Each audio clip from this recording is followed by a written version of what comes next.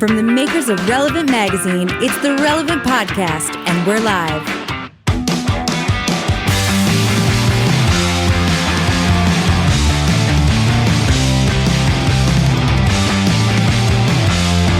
And now from our Orlando studio, here's your host, Cameron Strang.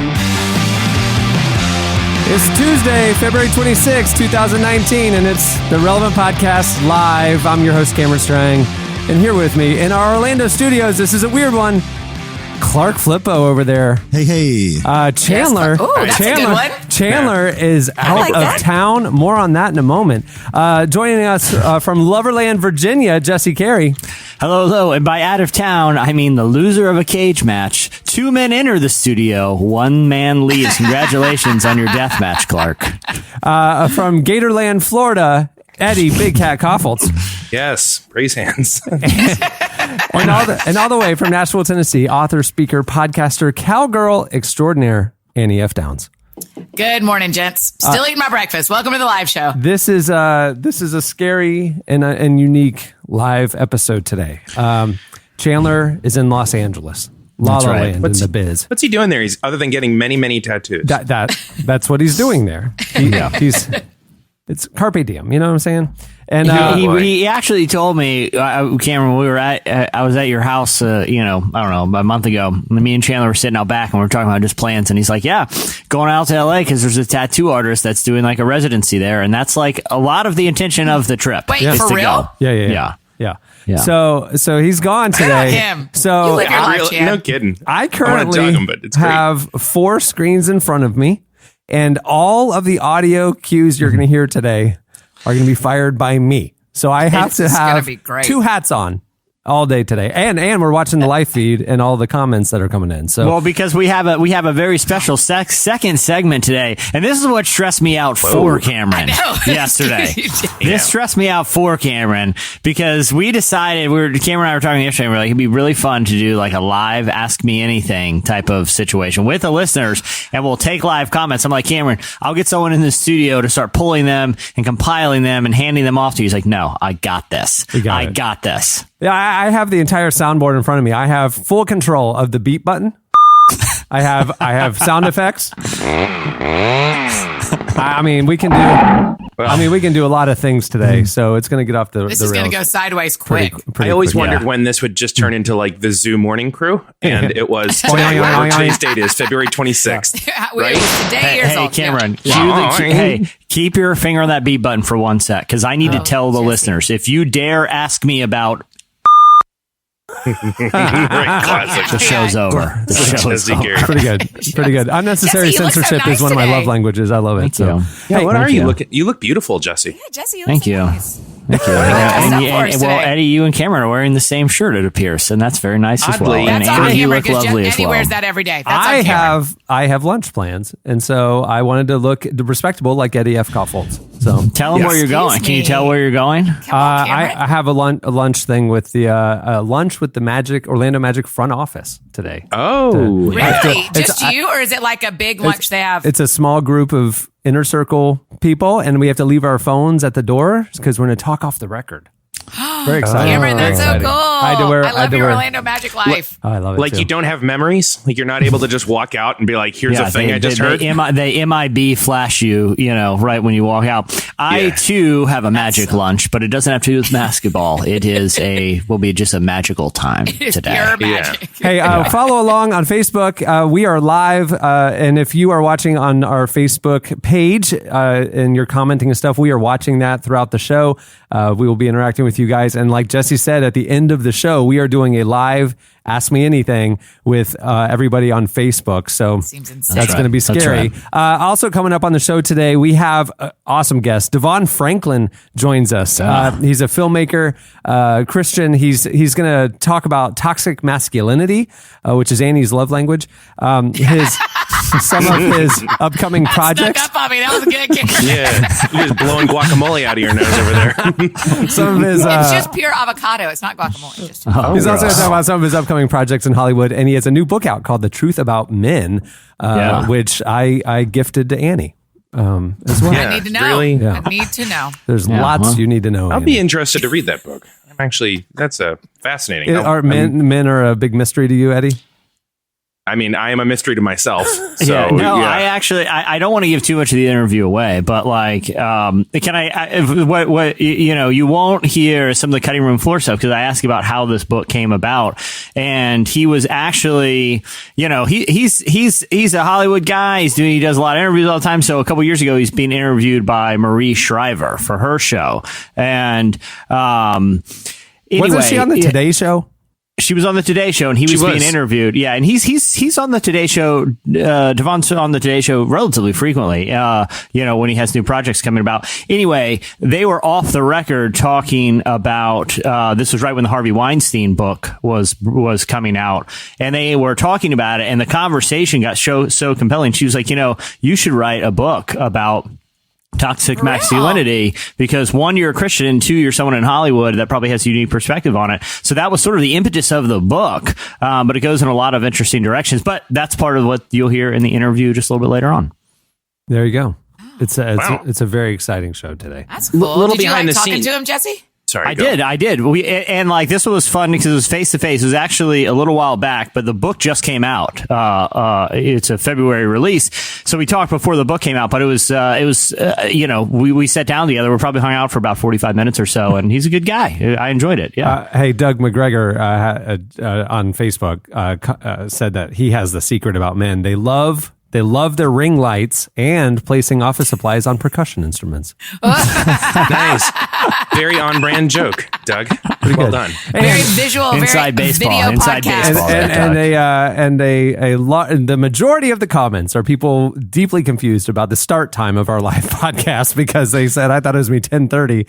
I thought it was 11 last week. No, listen, set your alarms early, folks, because you don't know. You get what you pay for. You get what you pay for. So, right? You want to subscribe? We'll put it on at 10:30 at your house or whatever. But we're doing the best we can. Yeah, you can watch it on demand. It's forcing you to watch it out. Just start at 10:30. I mean, it's not like this is a sports game where you're gonna there's gonna be some big spoiler. You can literally start it whatever you want. This will live on in the archives. Yeah. Adam Bloomendale, Annie wants to know: do you put your food in koozies? No, Great but it is in like a little Tupperware. What if it was in a little parfait cup? Would you do that? Who's behind you? I should. Annie, y'all don't need to worry about what's happening in my house right now. All of a sudden, there's someone else on the show, and I'd like to introduce them. There's going to be people because there is a mirror in my house. There she is. She's smiling. Oh, there's a who lot is of them. that? Who are all these people? Annie is having a house party. For listeners that are listening to the audio-only experience, you should know that there's a mirror behind Annie, and there appears to be a house party a la, what was that house party movie? Can't Hardly Wait. The one with... Oh, my gosh, I wish. Where Seth Green wore goggles on his head. I love that. I think it was just House Party. Where Seth Green wore goggles on his head, ski goggles for no apparent reason. Yes, it's just like that. That came out when I was a senior in high school, and our whole class went together and saw it. Ross King is calling for a new segment. Let's get koozie with Annie. I like it. Oh, for sure. How about this? Koozing up with Annie. Koozing up with Annie. Oh yeah, I'm gonna start working on that post haste. Yes. Yeah. Hey, I want to introduce somebody. So Chandler usually dominates the one mic that we allow in the production room. There's just only room for one back there. Chandler takes it. He commandeers it. He's gone today. Clark Flippo gets to have a microphone. Clark's been with us here at Relevant for half a year now, give or take, maybe a little longer. And he runs our video stuff. So if you've been watching Relevant Daily these last couple of weeks, that's Clark. Any of our performances from the studio, that's Clark. And we have a lot of stuff in motion now that he's on our team. I'm really excited. He's also, doing this live switching of this. And so I thought it would be neat for us to do a little get to know Clark Flippo before we get going with the show. What do you think, Jesse? I love it. I have a lot of questions for Clark. Are you going to ask me if I think we should do this? Or no, we we get a vote? Eddie, Eddie, I think we're fine. I think the people will get what they want. We're all on screen. Clark, are you there? Go ahead. Let's meet Clark. I'm pro Clark. Let's go. 75% of us say go Clark. I am that's right. here. Clark, what do you... And Cameron liberally bleep Eddie during this entire segment. Perfect. So anyway, Clark, tell us a little bit about yourself. Welcome to the podcast. You're welcome. Thank you. Hi. Hold on. Let's run that again and see. You're welcome. Yeah, let's try that line again. Hey, Clark, welcome to the podcast. Oh, thank you. Thank you so much. I am very honored. I'm very honored. So tell us a little bit about yourself. What's interesting about Clark Flippo? What's interesting about me? Oh gosh, Clark, you're in the ditch. You're in the ditch, man. Here, I'm going to help you out. Run lightning round. What's your love language? What's my words of affirmation? Spirit animal. You're blowing it. Spirit animal. Giving him 4 seconds to answer. He can do this. We believe in you, Clark. Okay. Go ahead. Love Words of language. affirmation. 75% of Words of affirmation. So be kind to him, Jesse. Okay. Not going Words well. of affirmation. That is important for us all four to hear. What did you listen. do after high school graduation, like to celebrate? Graduation gift party type thing was Cornerstone in Illinois, 2001. Ooh, Cornerstone Festival. Cornerstone. Wow. Festival. That was prime time. That was like peak Cornerstone. Cameron, would you go to Cornerstone around that time in your life, right? Yeah, Relevant was there. Mm-hmm. Yeah, that was my first, Clark, we can bond over this. Around that time, my first job with Relevant was to do like a marketing promotions tour and going to Cornerstone. And I like to tell people this is like, I was untrained in marketing. I do not have a degree in it.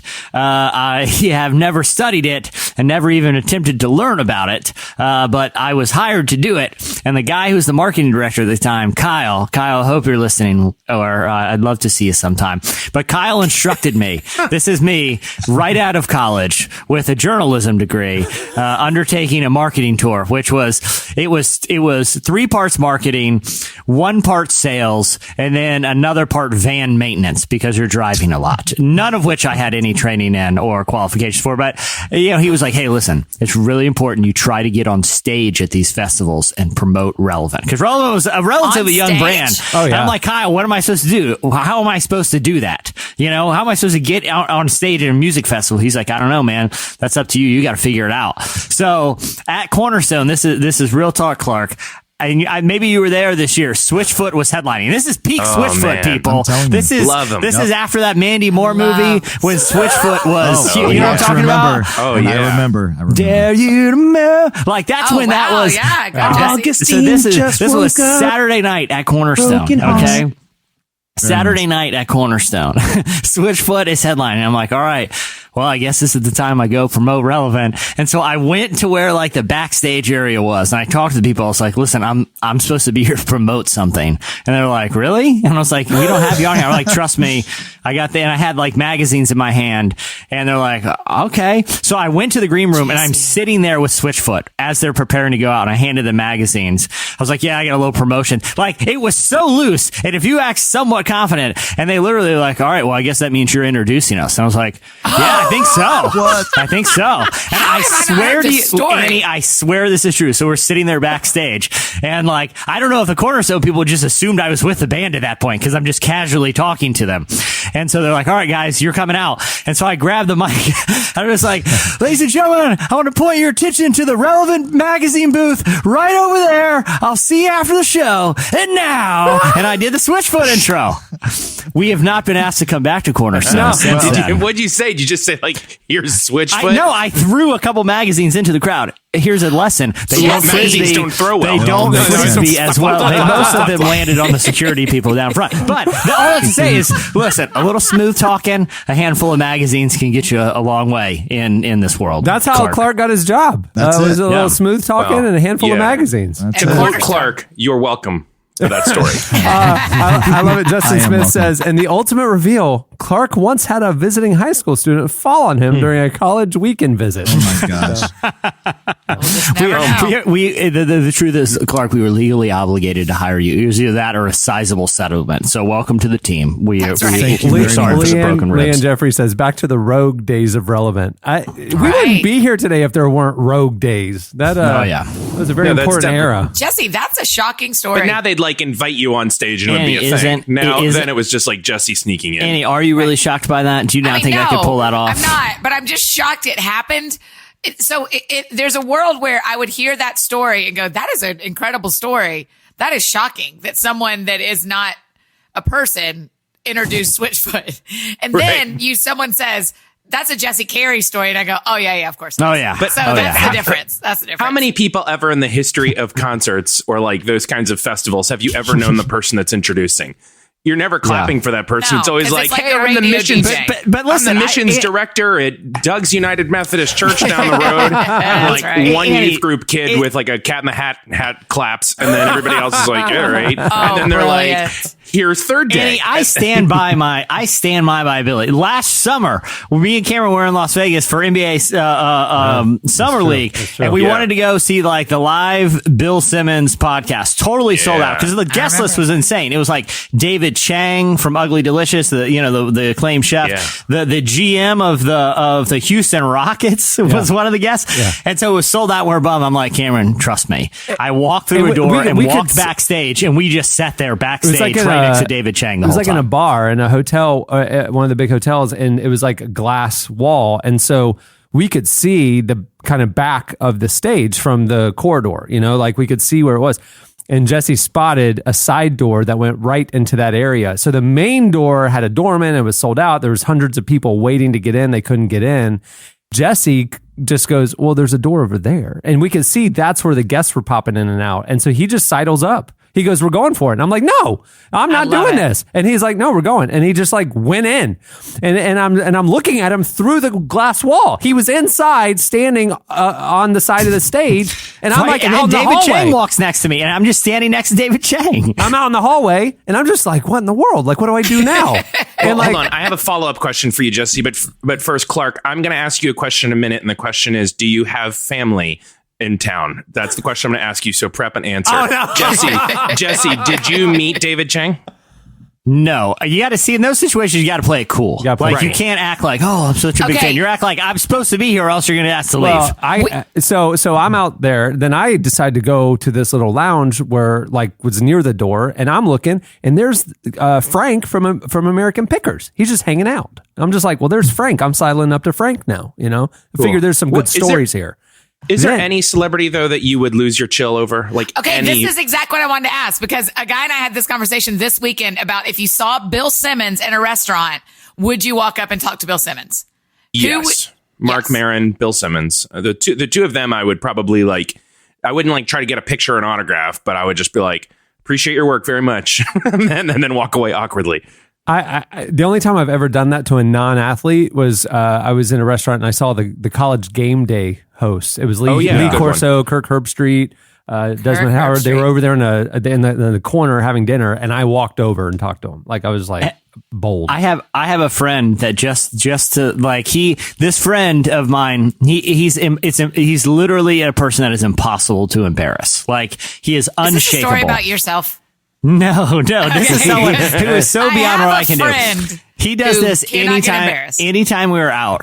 If he sees someone down the street or hanging out or anywhere you're at, socially, and if there is anyone who vaguely represents a celebrity, it doesn't even have to look that much like him. He will run up to them, act freaked out, and ask for their autograph. The last time it was a guy with longish hair, and he ran up to him and said how much he loved the John Wick movies, The Matrix, and Speed was his all-time favorite. And got an autograph, got this guy to sign something as Keanu Reeves. That's his whole gig. He goes to people who vaguely looks like celebrities and acts freaks out and see how many will actually sign an autograph. People are pretty into it. People are pretty game. I never understood the autograph thing.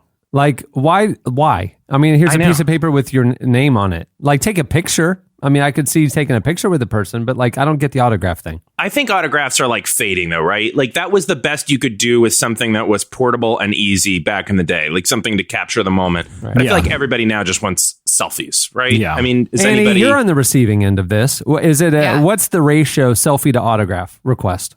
And that's signing your book, because that's different. Right. That's what I was going to say is it is different because it's books for me. If I'm in public, if I'm at an airport or a restaurant or somewhere, it is pictures. It's not autographs. It's only when there's a signing line and someone has me signing books is it autographs. I never sign autographs in public. I only take pictures. I just get, if I ever, and it's rare, it's somebody just comes up and says a creepy comment to me. There's no request. They don't want anything. Well, that's just a question about where you're hanging out. That has less to do with anybody knowing who you are. Well, airports. Yeah, usually they just get in my ear and they just say, Cameron, I want to smell your hair. Yeah. Pretty eyes. Well, I was at Universal Studios with my son, and a guy comes up to me and he shows me his phone. He goes, "We're winning."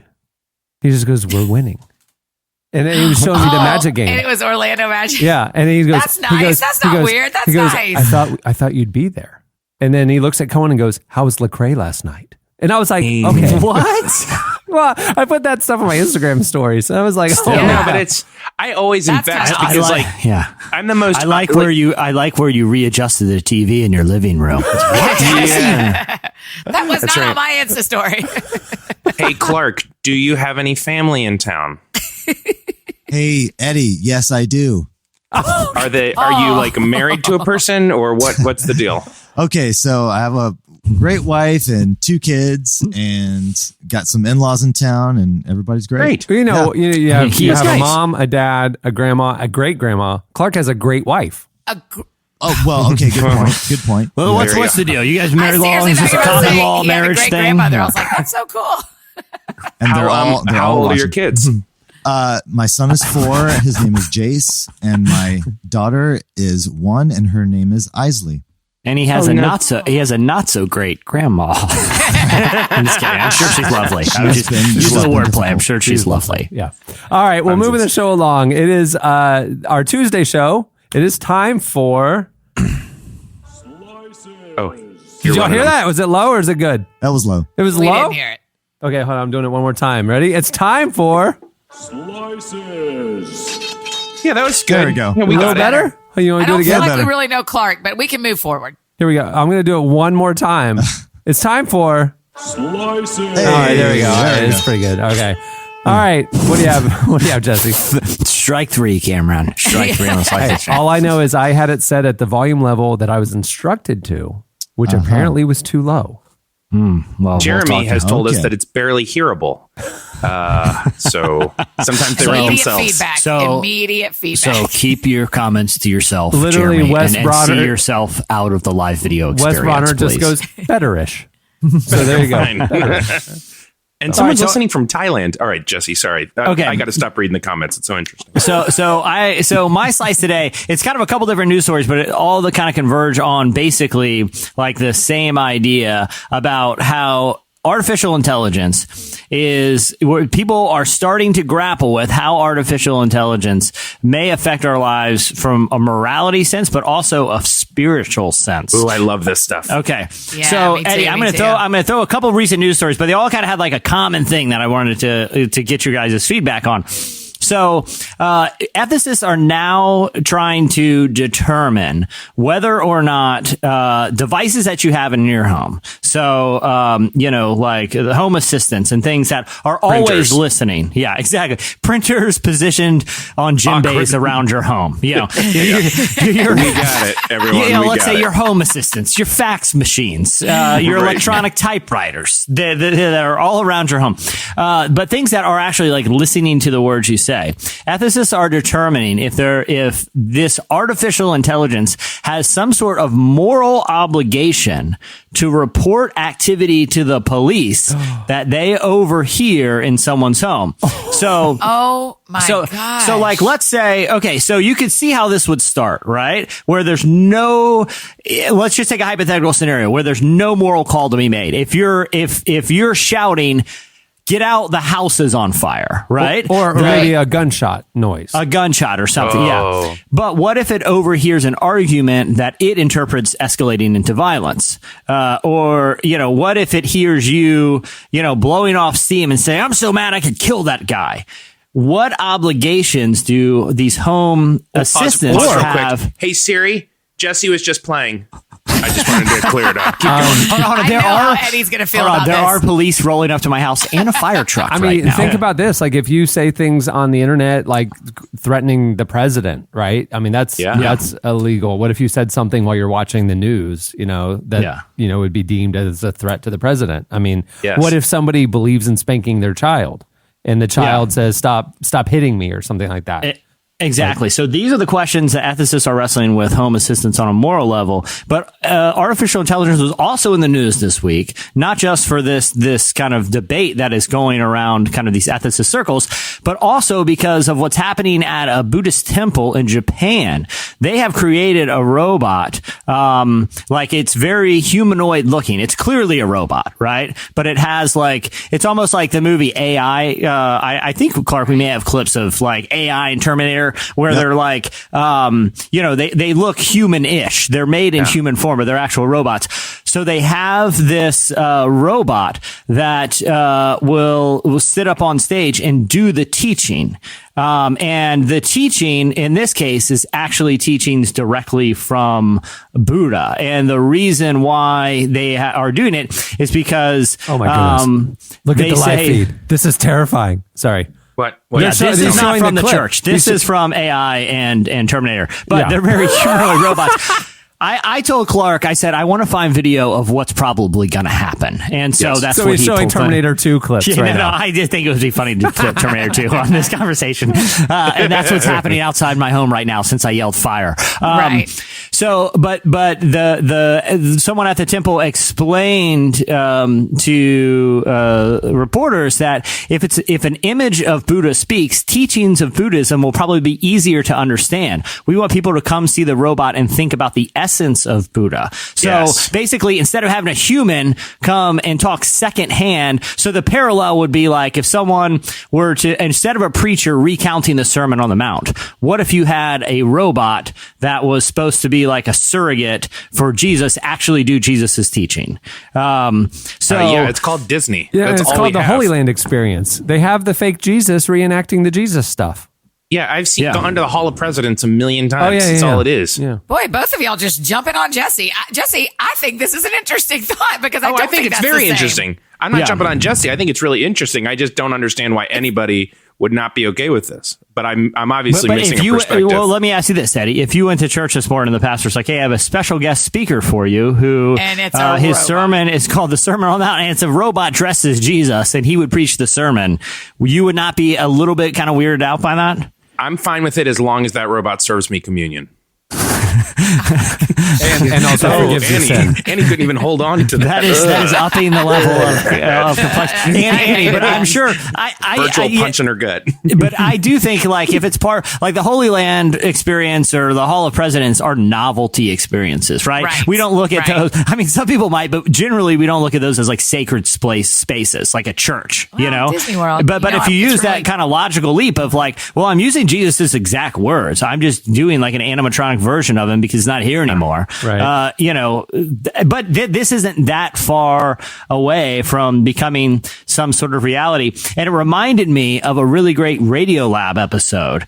I don't know if you guys remember this one, but it was about like a king, like a royal, like I think it was like a Spanish king, but it was back in the 1500s, and his son was really sick, and he prayed to God and said, if you heal my son, if you give me a miracle, God, I'm a king, I promise I'll deliver you a miracle. A miracle God as opposed to like a regular God? Yeah, he will deliver him a miracle God. Oh. Yeah. A great grandmother. She's not that great. I should say this, Cameron, no comma, because she's honestly not that great. But she's technically a great grandma. Great grandmother. She's an okay. Yeah, exactly. He promised God to deliver God a miracle. And so sure enough, the son got better. So the king's like, well, great. What am I going to do? I'm on the hook for a miracle here. So this is in the 1500s. So you can actually see the robot's like on tour in museums and stuff. He's in the Smithsonian. But what he did is he hired like the finest at the time engineers. Again, this is the 1500s. And he made this animatronic monk that you could wind up like almost like a watch. And it would do like a specific liturgical prayer walk pattern and like read and like bring the Bible back into his chest. So basically they could wind it up so their prayer would always be happening, but they did it in the form of a robot. So anyway, the convergence of these like religious exercises and moral exercises with technology dates back hundreds of years. But this is something that a lot of churches I feel like it's not that far off before they're really grappling with this kind of stuff. Now, you know, pardon me if I'm being too reductionist, but isn't it just another form of media for like hearing scripture, right? Like it's just another way of presenting words that are historic. But I know it's weird and it may not be entertaining, but is there anything ethically wrong with it? Yeah, I mean, I'm thinking back to the Hall of Presidents. I mean, it's exactly the same point, isn't it? I mean, it's the same experience. Yeah, but what if, well, let's take it like a step further, right? What if someone has like an algorithm that has some sort of digital voice component to it that would respond to confessions and could offer counseling based on an artificial intelligence algorithm? Like, hey, I've been really struggling with, whatever. And they program in a response. Hypothetically, we're not that far from something like that, where you could call in and have an artificial intelligence things like counsel you for different, things spiritually based on responses. Yeah, I'm out on all of this. I'm I'm just saying from a technical standpoint, we're not that far from being able to do that. Yeah. I think we're able to do it. I don't think it's wise. I think we're able to do it. Why, Annie? I think on a Sunday morning, you don't want a robot doing that. That's not what church is for, I don't think. I mean, I think you can have a robot in your house that reads you the Bible. I have a robot in my house that reads me the Bible every morning while I'm getting ready. I mean, that's fine with me. I don't have a problem with that. I just think when we're gathering and we're being pastored, we should have a living pastor. I don't feel like this sounds out of... I don't know. Christian teaching, Ian Cameron McLaren says, don't y'all remember Colby the Christian robot from the 90s and 2000s? It was exactly. He predicted Is that Brian this. McLaren's kid? Because that'll explain it to us, won't it? Well, I think burn. Brian McLaren burned. He also Ian just said, I've seen a lot of robotic pastors in my day.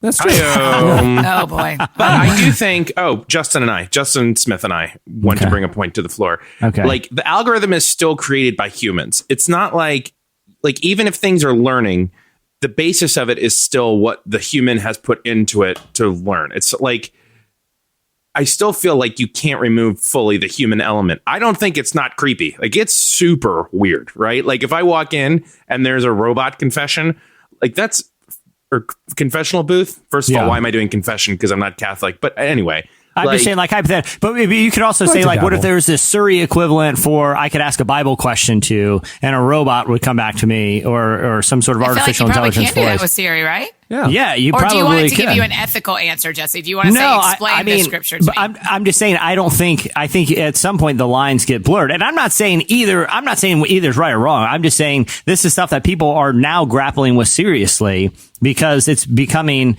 the technology is to the point where it can be used, and now people are starting to actually use it for this kind of stuff. So you're saying the difference is, I mean, asking Alexa or Siri to read you the Bible, or even what does the Bible say about a question you might have? Yeah. It's just mining a database and information and it's giving you the answer. The difference is the AI persona of a robot giving a sermon or something or doing biblical teaching that doesn't have any human writing to it. It's just kind of like it's navigating the waters as an AI experience. That's weird. But what if it is weird? But what if it's right? Like, what if they're making a good point?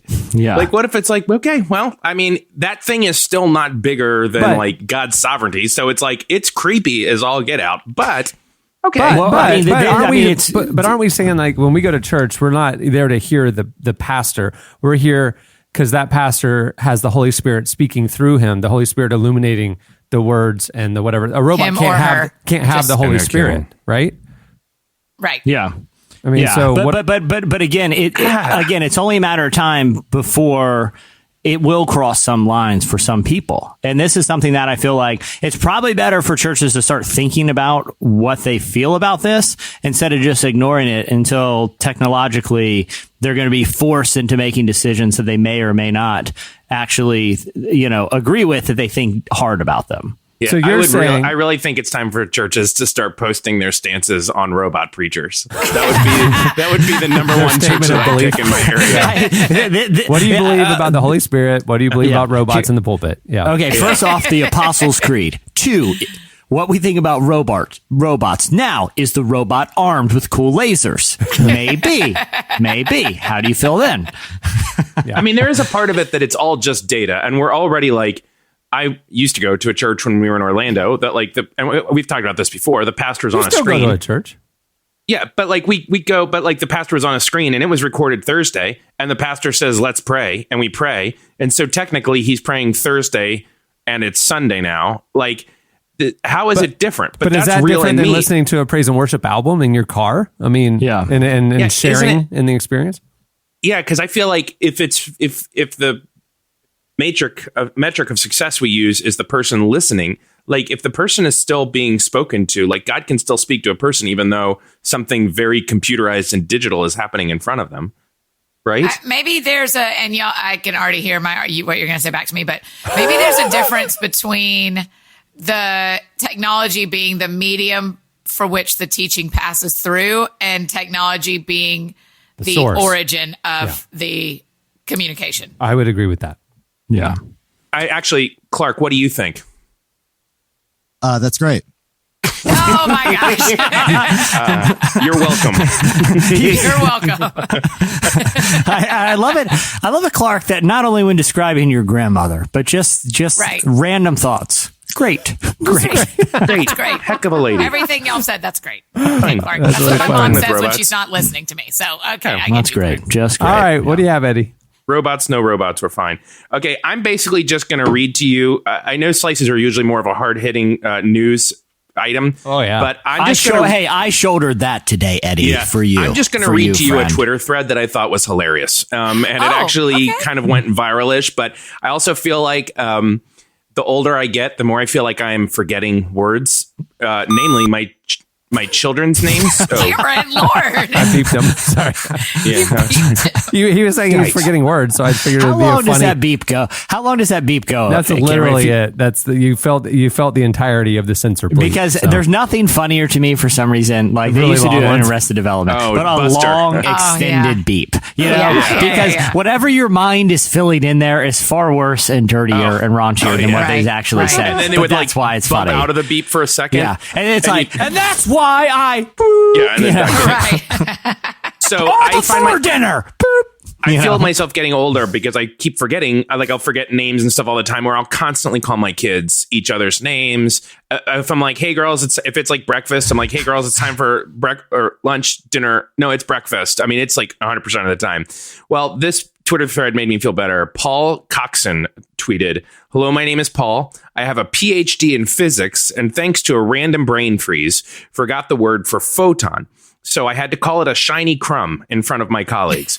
That makes me feel a little bit better because this guy who's clearly super, super smart. And so I read that and was like, well, I mean, I couldn't remember the name for a photon, but people began chiming in with their own forgotten words, and they are incredible. Wesley tweeted, "One of my cleverest and most fabulous friends at university, now a PhD in neuroscience, once forgot the word for what she wanted at a restaurant and tried to explain it with, like, I just want a really wet salad. She wanted soup." Her friend was describing. Soup. I love this slice because I feel so dumb when this happens to me. When it's like a word that I totally know, but for some reason in the moment, it's just gone from your brain. That's why I feel like we should all just be replaced by robot preachers because they don't forget their memories. They just want to learn to love. They never forget their words. First of all, I would like to apologize to Ryan and Gracie and all the people who have yelled, jumped, and gotten scared at work in Starbucks because of the noise I just made. Yeah. So sorry about that. Eddie, I have one quick interruption for you. Jesse, when you forget words, does that ever let you know you're about to have a migraine? Because whenever I start forgetting words, that's my trigger that I'm about to have a migraine. No, I mean, after I get migraines, I get this thing called aphasia. Not all the time, but where it... Wasn't where that an old Disney movie where it's like super trippy? What's that? Wasn't that an old Disney movie where it's like really trippy? A lot of like... Yeah, it's, what I see is Mickey Mouse's dancing around on rainbows to orchestras. It's crazy. I mean, it is really... But I'll say this. It's weirdly moving at times. The flamingo scene, unbelievable. It still holds up, guys. They did it all by hand. Annie, do you get migraines too? Yeah, I do. Me too. Cameron, do you? No, I've never experienced it. Sorry. 75% of us. I wonder if 75% of us are probably caused by 25% of us. Yeah. but to answer your question, I get, exactly. I get this thing called aphasia where... Sorry. for a couple hours after, like I almost lose the ability to speak not entirely, but a lot, But I'm talking about time. But all I'd say, it's not a precursor for me to migraines, but there will be awkward situations where it's either somebody's name. It could be like I'm sitting next to like my best friend. Because has that ever happened to you? And you're introducing, you're like, it's like your mind wants to play like a hilarious joke on you. Like, I'm going to create a very awkward situation for this person. Right. And when the waiter comes, I'm going to make them forget soup. What are some other ones, Eddie? Another one, she said, another reply said, when I was pregnant with my first child, I cried one day because I couldn't come up with the word. I just kept yelling at my husband, and I described to him, and I said, it comes in its own case. It's yellow. That's what I want. And she was describing a banana. She could not figure it out. Oh, bless her heart. Oh, I loved it. Oh, let me see if there are some other ones. My 17-year-old forgot the word, and these are all like very accomplished, smart people talking. Yeah. Well, this one, my 17-year-old forgot the word for foal, which I'm like, whatever that means. Deer? If it's like a baby horse.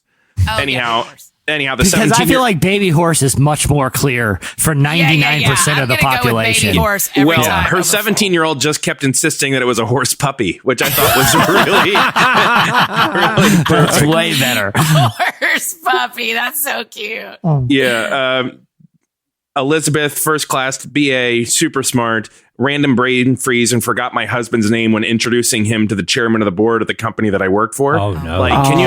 I could totally imagine doing that. Oh yeah. Like I've done that. I've brain freeze and forgotten the person's name who I was with and introducing them. That's horrible. It's horrible. Especially when it's like a person. When you know well and you're 99% sure of their name, but like it's like, is it Jacqueline or Jocelyn? Someone just walked in behind you. Well, that's what you do, Eddie. That's what you do. That's when you're like, if I can't remember one of either of the names, I'm like, oh, you should meet. Hey, come here. And I have a way of like Jedi mind tricking the people around me that I don't know their names. So I'm like, you guys should meet. Hey, come on over here. Come on over. And I like pull them in, and they're waiting for me to introduce. And when it becomes clear that I'm not going to do the introduction, they're like, hey, I'm Rick. And they're like, hey, I'm Steve. Yeah. And it's like, Steve and Rick, I'm so glad you guys met. There's ways, Eddie. The hope is you can just remember one of them and go, Rick, and then let him go with it and let him take it and go, hi, I'm Rick. What's your name, Steve? And then the person that knows you forgot their name is just staring dead-eyed at you. For sure. They know. I will tell you, Brienne has helped me with that, though, but she can also use it against me because if she and I are together, she knows that the code is if I see a person and I'm like, oh, hey, this is my wife, Brienne. Actually, I would say, Brienne, my wife, she immediately hops in with like, oh, it's so nice to meet you. Tell me your name. And she like will hop in and do it for me. But if I've been like a little snarky or, something's going on, she'll just say like, hi. And she'll just wait on it. There's a couple good comments in here. Yeah, go. Beth Ann said, I once forgot the word for ankle and just went with footrest. Which, Beth Ann, totally works. I like Kenny's comments. Foot elbow? Because it bent. That's the knee. That's the knee. That would be the knee. The knee would be the foot elbow. It wouldn't be the foot elbow. It would be the leg elbow. Really? The leg elbow. Yeah, neither are perfectly accurate. But Kenny said, he doesn't have quotes here. I do, because I'm reading 2 layers deeper than what Kenny said. He said, I once forgot quote unquote, forgot my wife's name once when introducing her to one of my attractive high school friends. Oh, I'm sure that was a pleasant evening for you, Kenny. Yeah, you stuck your... Yeah. Eddie, that's interesting that you stuck your leg hand right in your mouth there, Kenny. Your leg hand. What did you say, Annie? I'm sorry. How come you switched it from my wife, Brienne, to Brienne, my wife? You always just do her name first? Always her name first before anything. She's her own person. She is. She's herself before she's whatever her relationship to me. I mean, I don't think it's like people that say like my wife, whatever, like are bad people, but I do think that it sort of screams of like, the relationship to me is more important to me than who they are as an individual. So I always, when it doesn't work though, is when I'm writing, is because it always is like, it doesn't flow well in the sentence. So I always just look like a doofus, but I still refuse to not do that. Eddie, what do you feel about the pastors who post comments about their smoking hot wives? Oh, I mean, those people deserve to be robots. Yeah. That's the one situation where I will pay for some robots to be put in pastoral positions. That's the one benefit you have of not having a robot pastor. I'm okay with a pastor cheesing it up a bit and saying something nice about his or her spouse on stage because why not care for the person? But just to that smoking hot thing, that can't be real anymore. People must not do that in the real world. I saw it unironically on Instagram this past Sunday. It was. Did you? Yeah, it's still happening, man. It's out there. It's a plague. That's so hey, weird. what do you have, Annie? Check yourself. Well, I love this slice. You guys just get ready. There was an antique dealer in Canada. I am an antique person. We ever talked about this before? I don't own a lot, but I love looking through stuff. Hi-oh. Okay. You're antique. And she found this whole box of like letters and telegraphs and all sorts of papers and bought them as like a chunk. I don't know if y'all know you can do that at like antique stores, but sometimes they'll just chunk together a bunch of postcards and letters, and it's like $1 for all of these. Don't they call it a bundle though? Chunk feels like a gross word for it. Chunk of letters. You'd rather call it a bundle of letters? Okay, I'm fine with that. Chunk better than bundle, yeah. Yeah, I'm fine with. I made a latte the other day with some expired milk, and there was a chunk in it. Ew, Just you do something that a lot. Why do you keep doing that? I don't know. I don't either. I feel like that's a common story for you. I trust that the milk in the fridge is fine and sturdy milk, and then maybe I find trick out would be just fine to and listen. Sturdy milk. Just shake it and listen. I don't want to go too far down the stomach flu road this episode, but one time because of an unfortunate mixture with protein, I was unable to taste how spoiled the milk was. I was close to death. I literally got sicker than I've ever been in my entire life. So don't play around with chunks. Don't play around. So, a bundle. She bought a bundle. And as she was going through it, she found a letter postmarked in May 1917, which was from World War I, from a soldier in World War I.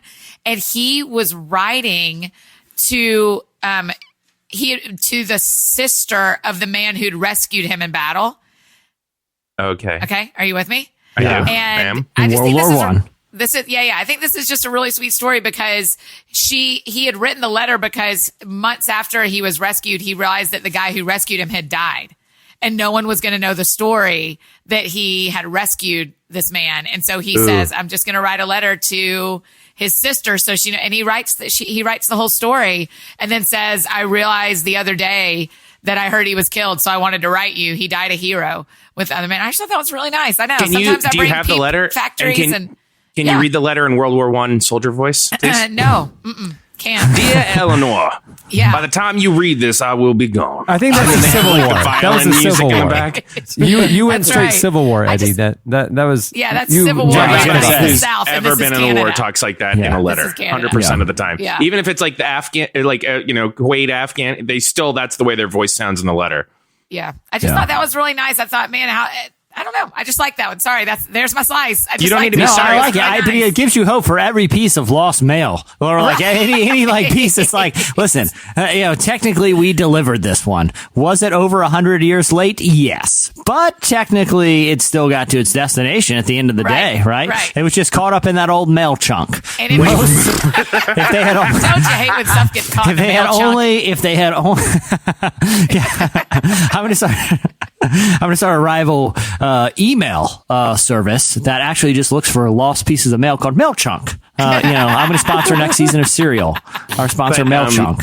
We go through old chunks of mail and find old letters. Mail Chunk. I always love those stories. Like they come out around Christmas a lot too. Like somebody gets a Christmas card that's delivered to their house like 50 years later. But I always think of, like Brienne, when we were dating and we were long distance, she was in Seattle and I was in Florida. She sent me like this sweet package and it had like slippers in it and just, like a sweet letter, just like all the like young, cute dating things. And I never, that is very cute. I never like thanked her and never acknowledged it.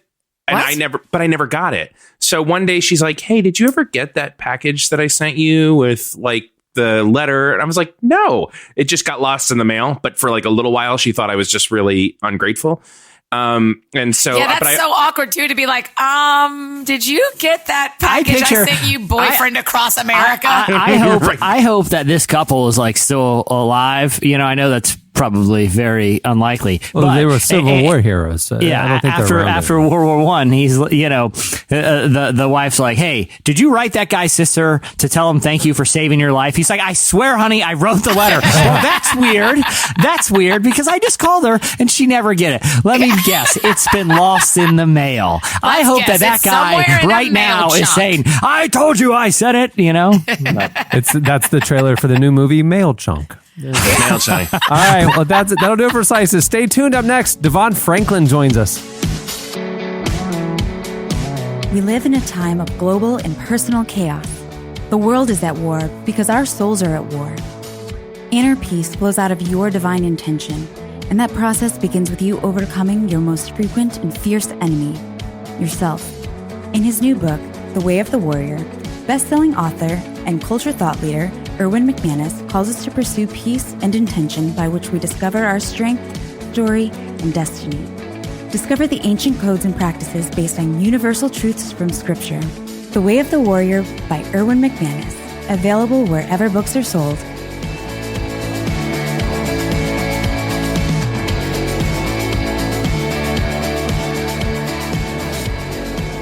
Isn't it neat that Ian McManus, who we assume is his son, is commenting on the Facebook thread I had right no now. idea what was going on for a second. I thought it was just our moment of meditation together. I was like, all right, I'm here's a new centered. piece. I've got my chi ready and I am here. That's what we'll do for Koozied Up with Annie is we'll just meditate for a minute. I like it. I'll just read a calm meditation over us.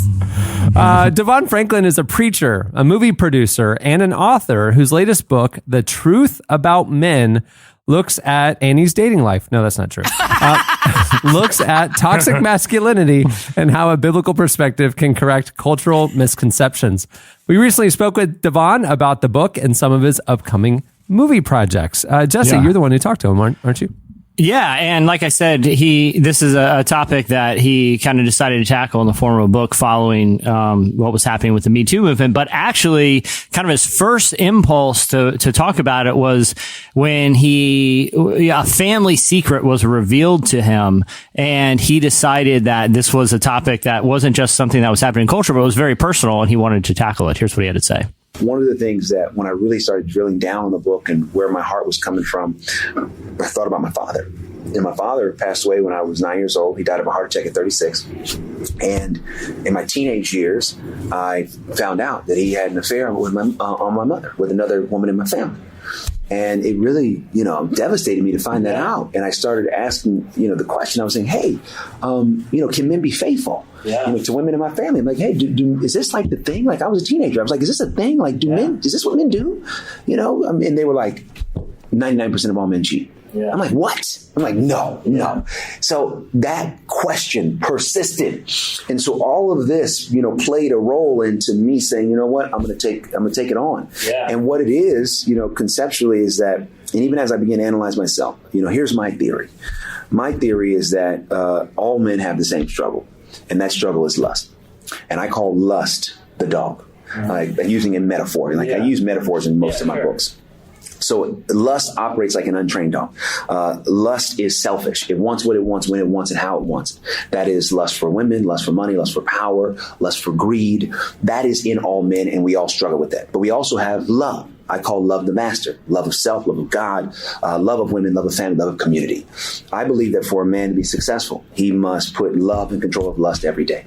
And must work on mastering the dog every day.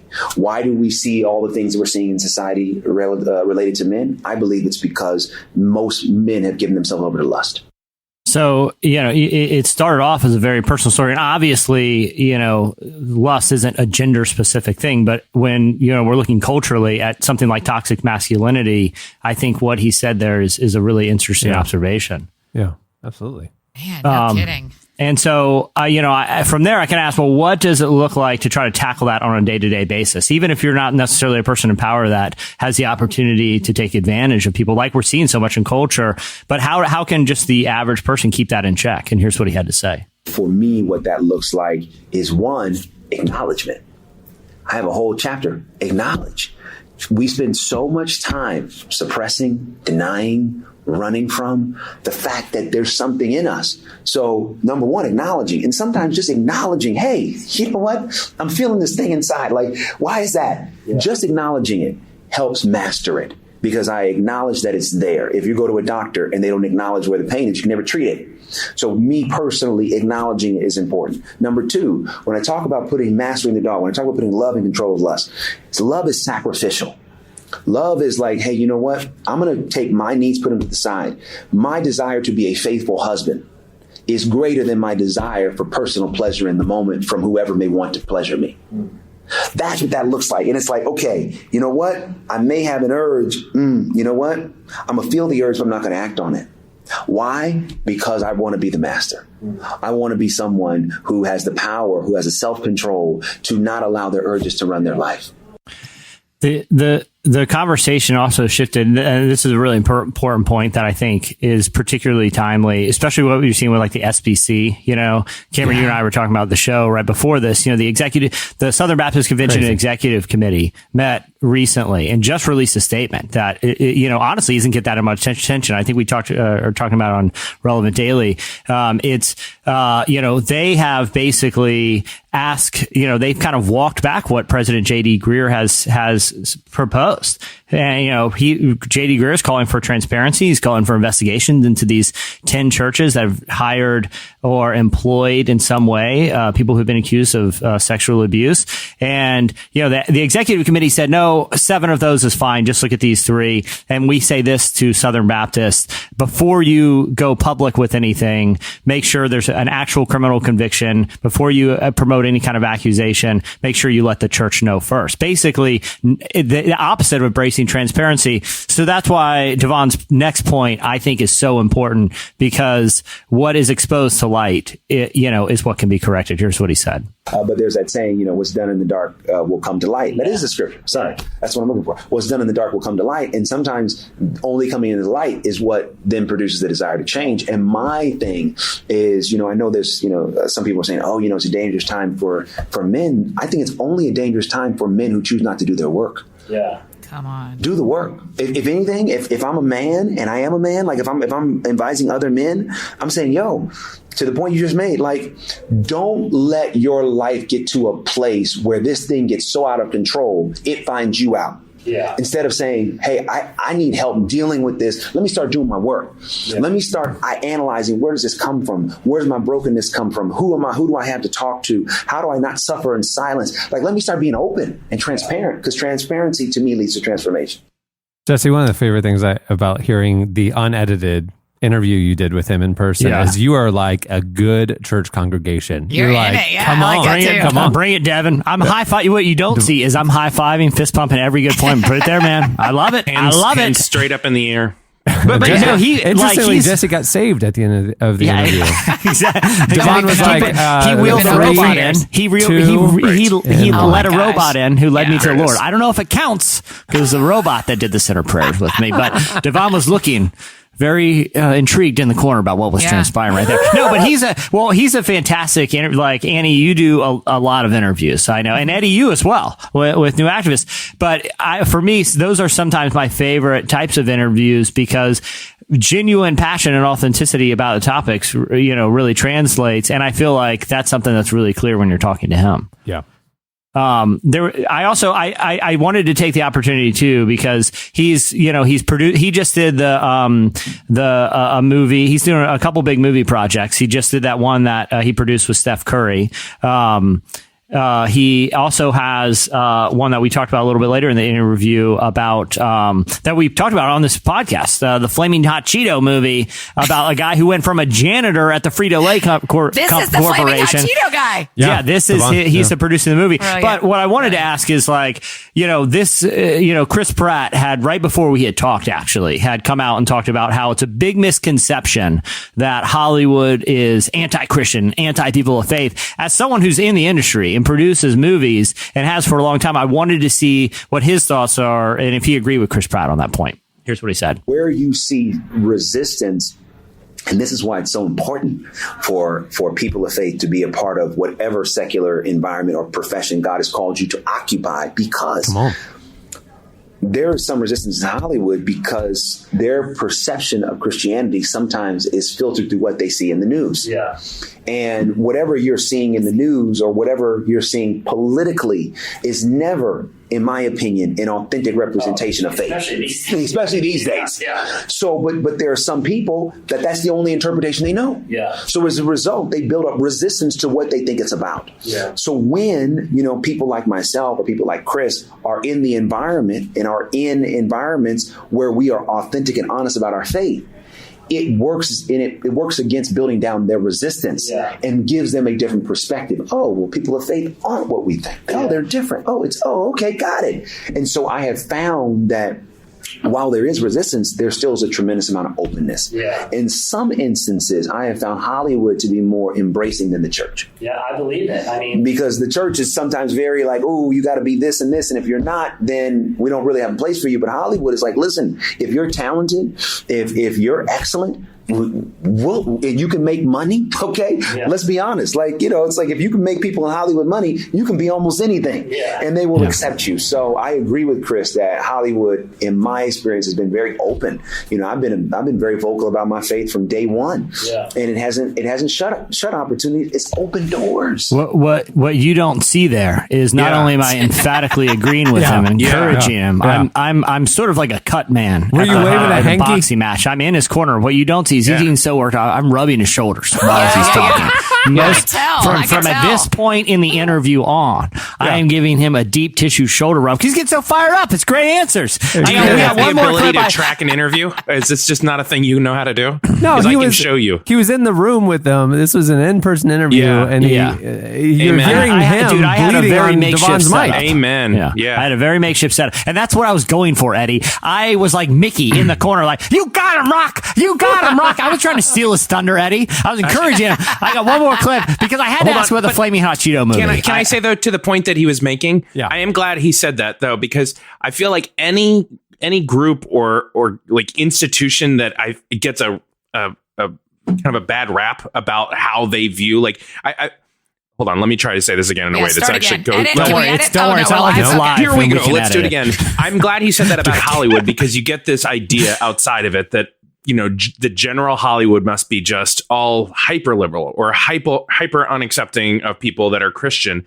And you actually get inside of it. And it's just like any other group that we want to just, put stereotypes around. Right. They're just a group of people that are trying to figure it out. Some agree, some disagree. Everybody's doing the best they can to understand each other's opinions. And some people are great, some people are not. But I'm just glad he there's this demystifying of it a little bit, that it's not like Hollywood isn't all just one kind of person, just like any other group that we want to put a label on. That's not just one kind of people. There's a lot of individuals within it that are great. I'm just glad he made that point and that I butchered it afterwards. Yeah.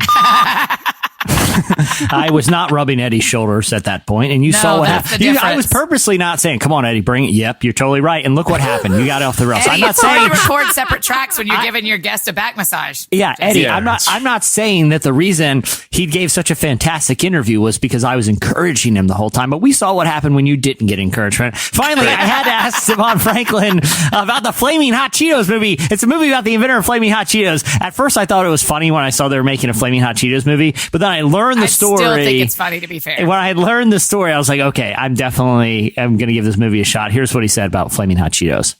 I'm doing a movie on the creator of Flaming Hot Cheetos, on Richard Montanez. And I met him, and I just heard his story, and I said, I think I'm supposed to do this. Yeah. So that is it. I mean, he was a janitor. Janitor, man. Yeah. And unbelievable. I mean, it's like he was a janitor and created that's an assist right there.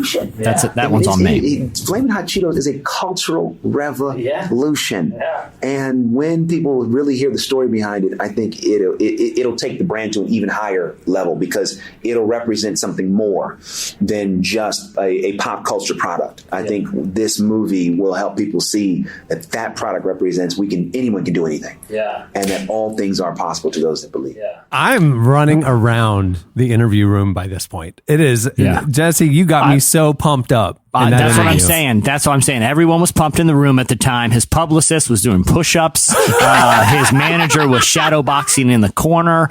And what I want people to pay attention to is not the content of that interview, but what I call assist. And oh my gosh, sure DeVon was the one who was putting the basket through the hoop, but I believe I should get credit for all those points, because it was assist. It was high pick and rolls. I'll say we got it, I'll say 70-30, 70 me, 30% him there. But anyway, I want to thank him for being our guest, and his book just came out too. And at no point in the world has anybody made the movement from Flaming Hot Cheetos to scripture so quickly. I mean, he was, it was back-to-back sentences. And he did like a Goodwill Hunting kind of anybody can achieve their dreams. Like if you believe it, you can do it kind of thing. I was pumped. No, the movie really is like Rudy. The guy started as a janitor at Frito-Lay Corporation, one of the biggest food companies in the world. He's now the president of that company because he invented Flaming Hot Cheetos. Incredible story.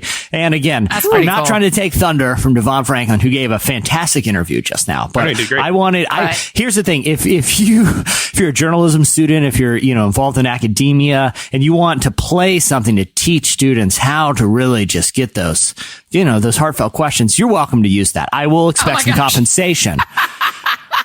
Some royalty of some sort, but just cash or gift cards, though. No gifts. But to cash quote or gift card. To quote our very own Clark, you are welcome. Hey, Jesse, that segment, great. It was great. Yeah. Great. It was great. All right, stay tuned. Hey, cool. If you're on the Facebook stream, get them ready. Coming up next, it is your terrified. Ask Me Anything of the Relevant Podcast staff. Stay tuned. Oh, wait, we all have to answer? Yeah. Yes. I'm going to just do jokes, so I don't do whatever you want.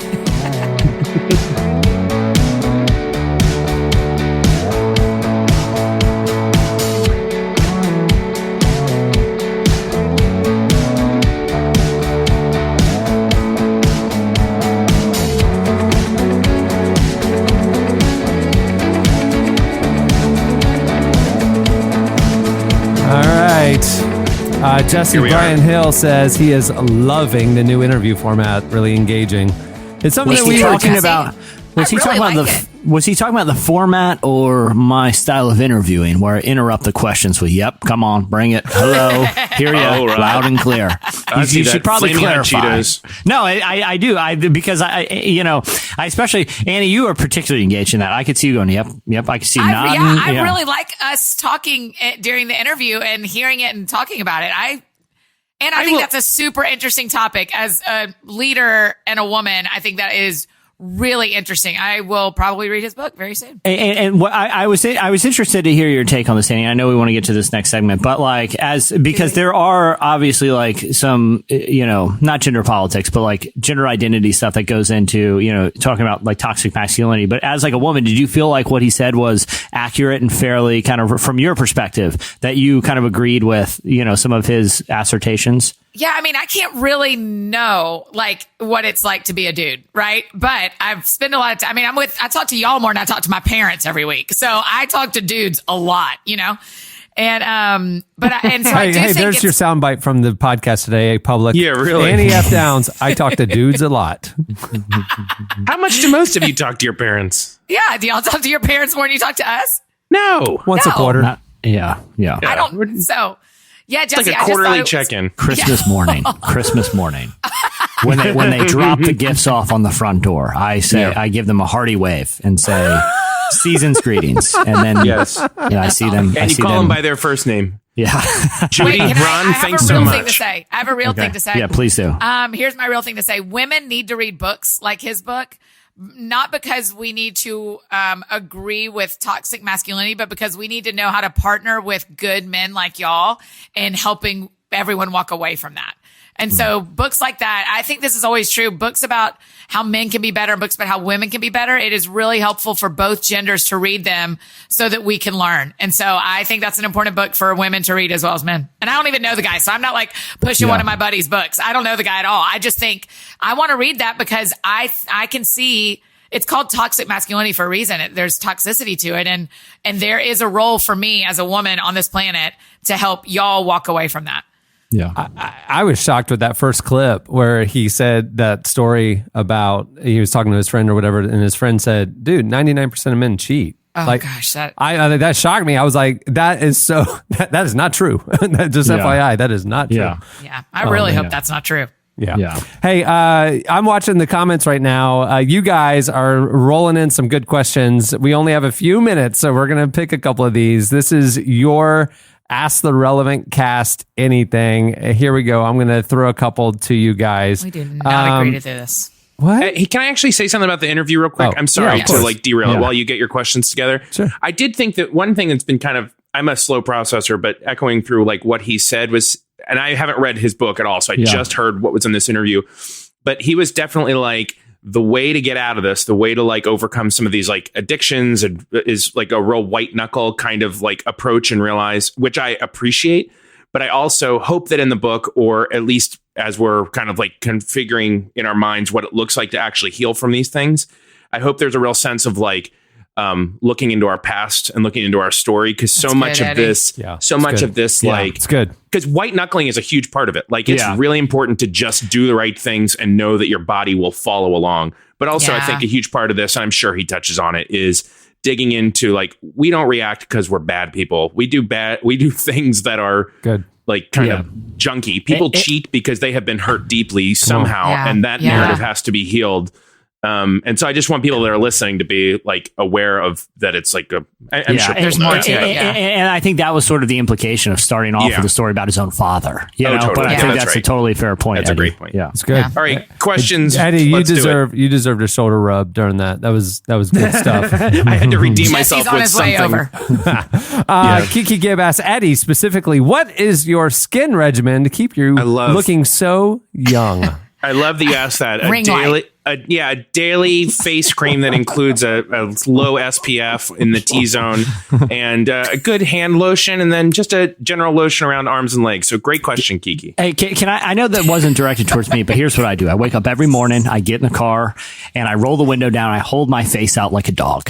And I go at about 35 miles an hour, and I scream as loud as I can. And honestly, the wind and the screaming, really, it frightens people. But, Jesse, people are commenting that without your hat on today, you look a lot like David Schwimmer. Just FYI. You look a little like... I mean... Monica, ooh. That's my David Schwimmer. That's the best I can do. Casey Rose Douglas asked... We were on a break. Annie, what's the most embarrassing thing that's happened to you? Oh, gosh. Is it the vaping? It was that time, the vaping story, right? The most embarrassing thing that's ever happened to me. Eddie, the vape store story. Go ahead with that story. I mean, y'all can tell it. I don't know that I will. Yeah. Oh gosh, I don't know. I don't get embarrassed very easily. This is a terrible thing to do. No, but that's interesting. Have you ever done something that everyone would feel like is embarrassing, but you were just fine with, you fall on stage? No, I've never fallen on stage. This one time in college, I sing fine. I don't sing great. I sing fine. Let's hear those pipes. I'm just going to be clear. I sing great. You sing great. I don't. I know I do. Sing fine. Songbird of a generation, I can right there. sing. I just can't sing. Yeah. And I was singing very loudly in a room. I thought I was in by myself, and I wasn't by myself. This guy was in there too, and it kind of marked our friendship for my entire college experience. Oh, you just can't look that person in the eye. You were alone.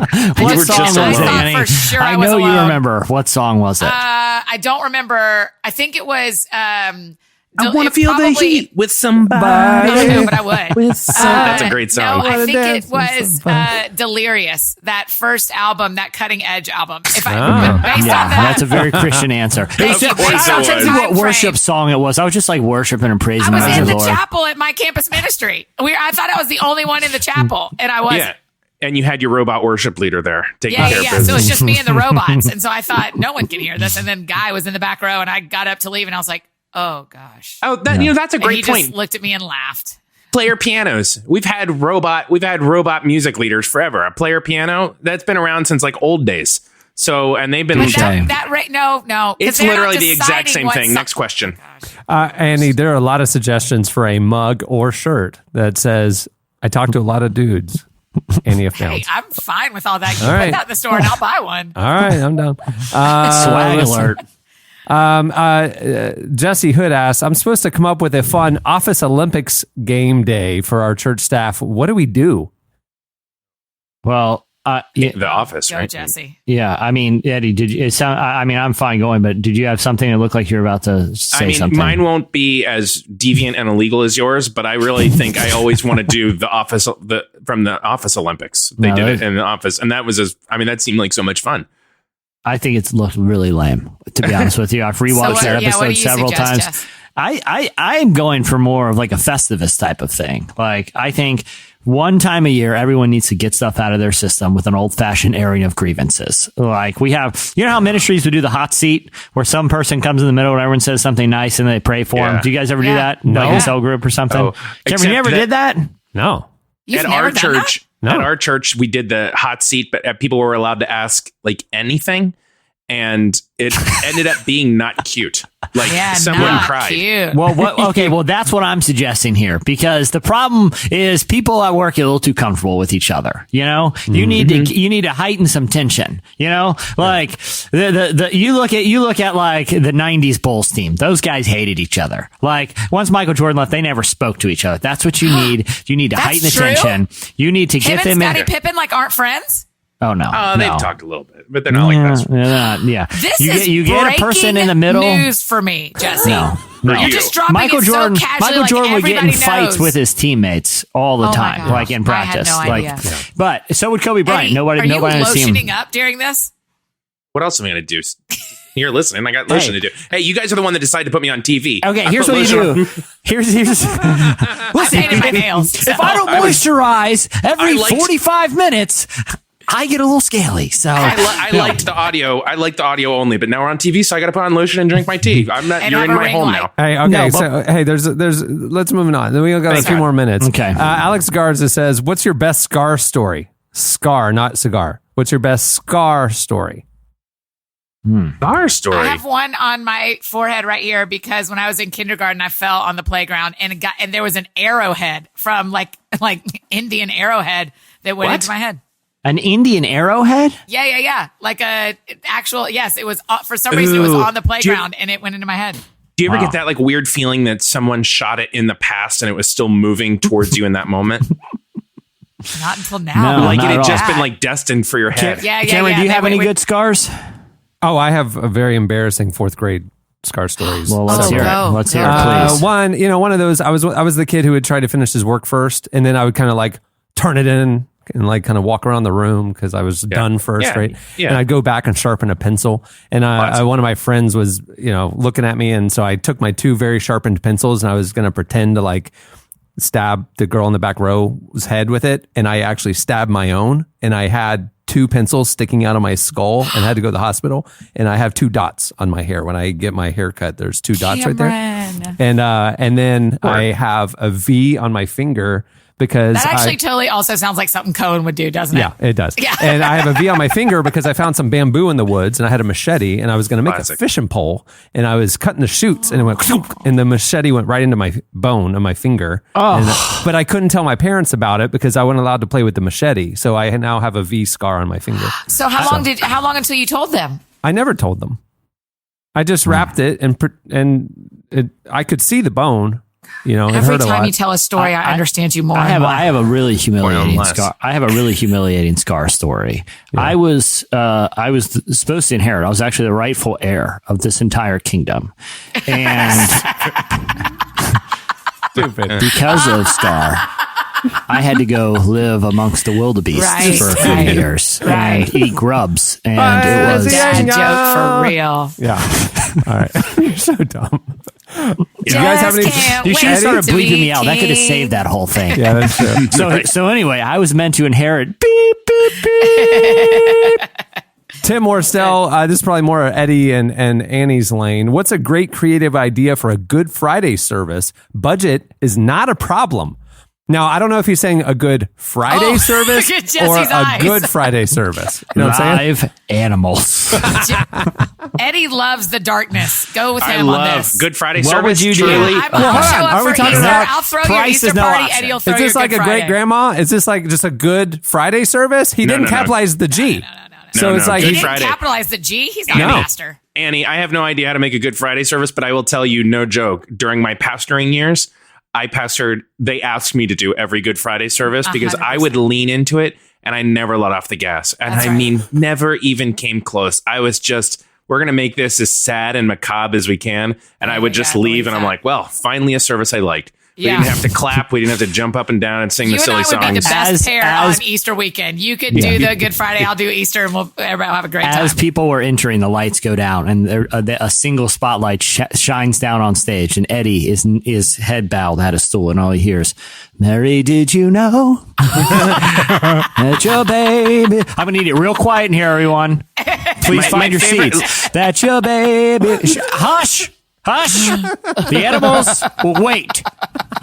My favorite part of the real Good Friday service, though, is the disappointment that people feel. Because, like, at the end, you're like, you do your whole sermon, and every pastor thinks they're so clever, but they always end with, "But Easter's coming," and everybody's supposed to be like, "Oh, that's right! My gosh, yes, Easter's coming." Good Friday. But then also, that's the moment when they drop in, and so join us for the Easter sunrise service, For sure, and everybody's like, "I don't want to go to church at 6 a.m." And so it's like a real conflicted time where you're like, I guess this is just a really inconvenient thing. I don't know if I should tell the story. I had one time with buddies. I was buddy with the pastor, and he's like, "Hey man, I got Friday morning off because I have to do like a service in the evening. So they gave me the day off. You want to go play golf?" And we played, and I didn't even realize it was Good Friday. When I realized the occasion, it felt pretty bad and weird. Like it was not a great decision. Like it should be a day of observance. That's not on you, saying, actually. "Mary, The pastor. did you know?" That's on the pastor.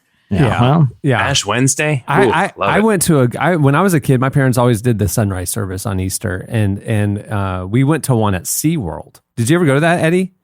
I didn't. No, but that sounds incredible. They have an Easter sunrise at SeaWorld, and it was in the Shamu Stadium. Obviously, it was like worship and preaching, but in the background, you could see in the holding pins the whales kind of just flipping around, you know?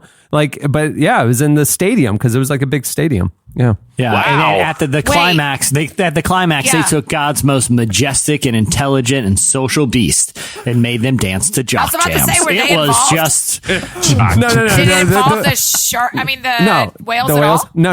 It was just there because it was a big stadium. It was like a big amphitheater, and they would put a stage up like right in front of the pool. Oh, for that one, they wanted the whole ambiance. So they jammed the whales in an extra small pen that morning. I'll say this: there are plenty of large stadium seating areas in Orlando. Yeah. There was the only reason was because it was like, cool. It's in front of like a big whale tank. That's neat. Like that's the only reason. Every year. We went every year.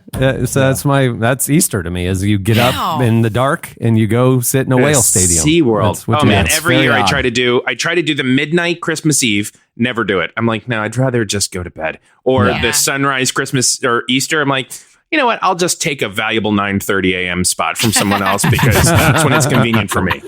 All right. Well, hey, there's a lot more questions. Thanks for everybody who's been lobbing questions to us in the Facebook live stream. We'll do that again. That was not as scary as it could have been. Or your editing choices were very good, Cameron. Either way. There were a lot of deeply personal and kind of like questions directed specifically at you about all these dudes you're talking to. But I decided some of them from the dudes you're talking to. You guys have Why hasn't Annie called me back? You have I saw no that several idea. times. It was I definitely I don't even know, Eddie. that was 99% of the feed. So It's the Rolodex of regret over there in Nashville. I don't that's mean my that. problem. I'm still using a Rolodex. Yeah, I don't mean that. I just want to say it out loud before the joke gets out of hey, before we wrap things You're up, a really honorable, great person. I want Sorry. to let you know that we are having a Relevant Podcast fan subscription sale to the magazine. You can get your first 6 months of Relevant Magazine for only $6 if you go to relevantmagazine.com/podfan.